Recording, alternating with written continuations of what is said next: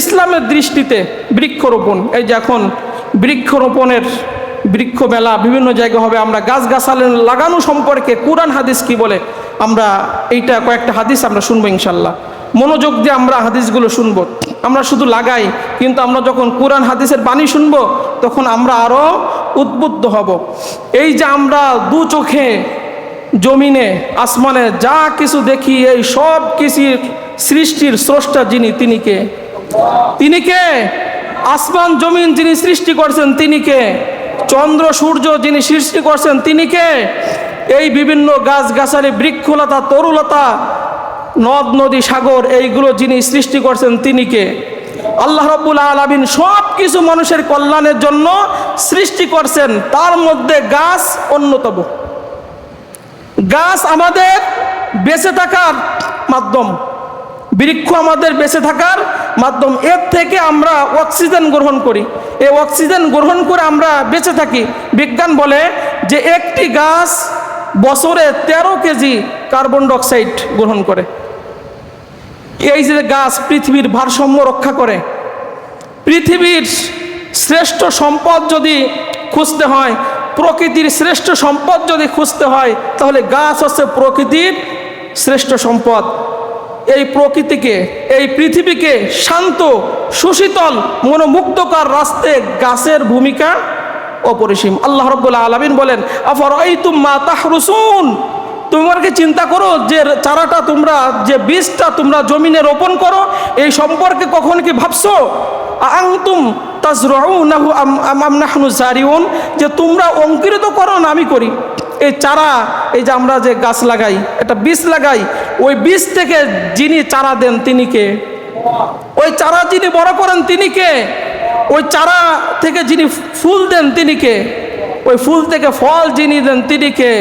ওই ফল যিনি আমাকে সুস্বাদু করে মিষ্টিভাবে যিনি আমাদেরকে খাওয়ান একসাথে বলেন তিনি কে?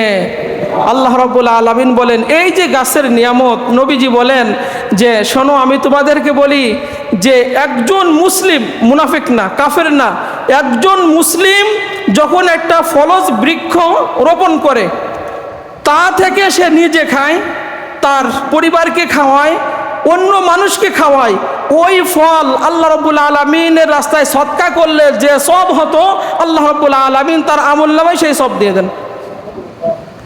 তার গাছ থেকে যত বন্য প্রাণী, যত পশু পাখি যতটা ফল ফলাদি খাবে, ওই ফলগুলি আল্লাহ রাব্বুল আলামিনের রাস্তায় সদকা করলে যে সব হতো, আল্লাহ রাব্বুল আলামিন তার আমলনামায় সেই সব দিয়ে দেন। শুধু তাই নয়, আপনার এই ফল বাগান থেকে ফলগুলো অনেকে চুরি করে নিয়ে যায়, যায় না? লেবু গাছ থেকে লেবু নিয়ে যায়, আপনার আম গাছ থেকে আম নিয়ে গেল, নারকেল নিয়ে গেল, বিভিন্ন ফল ফলাদি আপনার কাছ থেকে চুরি করে মানুষে নিয়ে যায়। নবীজি বলেন যত ফল ফলাদি চুরি করে মানুষ নিয়ে গেল, ওই ফলগুলি আল্লাহ রাব্বুল আলামিনের রাস্তায় সদকা করলে যে সব হতো, আল্লাহ রাব্বুল আলামিন তোমার আমলনামায় সেই সব দিয়ে দেন।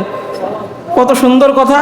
এরপরে নবীজি বলেন, একটা চারা যখন তুমি লাগাবা, ওইটা পরিচর্যা করবা, ওতে ফল আসা আগ পর্যন্ত তুমি ধৈর্য ধারণ করবা, ওই গাছে যত ফল হবে তত পরিমাণ নেকি আল্লাহ রাব্বুল আলামিন তোমার আমলনামায় দিয়ে দেন। এবং যত ফল ওই গাছের নষ্ট হয়, আপনি খেতে পারেন নাই, আশা নিছেন যে ফল হবে আমি খাবো, পরিবার সন্তান আদি মানুষকে খাওয়াবো, কিন্তু ফল ফলাদি অর্ধেক নষ্ট হয়ে গেছে। যত ফল নষ্ট হয়েছে, আল্লাহ রাব্বুল আলামিনের হাবিব বলেন ওই বৃক্ষ রোপণ করার কারণে আল্লাহ রাব্বুল আলামিন ওই নষ্ট হওয়া ফল সমপরিমাণ সওয়াব তোমার আমলনামায় দিয়ে দেন। এই জন্য নবীজি বলতেন, আমার উম্মারা শোনো, তোমার কাছে যদি নিউজ আসে, তোমার কাছে যদি খবর আসে যে কিয়ামত এখনই শুরু হয়ে গেছে, তোমার হাতে যদি একটা গাছ থাকে, তাহলে তুমি ওই চারাটা রোপণ করে যাও, কিয়ামতের ময়দানে আল্লাহ রাব্বুল আলামিন তোমাকে সাদকার সব তোমার আমলনামায় দান করে দিবেন। এই জন্য সম্মানিত ভাইরা আমার, আমরা এই ব্যাপারেও আমরা সচেতন থাকব।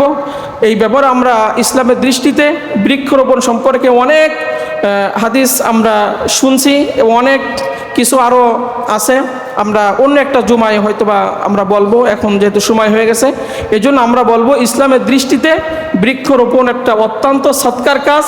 আপনারা যে